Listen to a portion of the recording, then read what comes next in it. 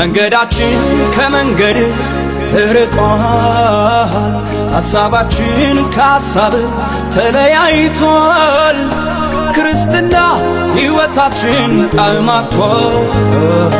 እንመለስ መልሰን ይሻለናል መንገዳችን ከመንገድ ርቋል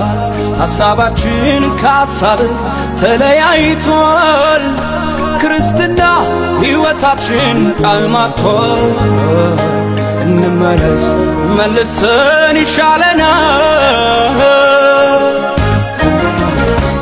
ጌታ ማረን ኢየሱስ ማረን ውዴ ማረን ጌታ ማረን ኢየሱስ ማረን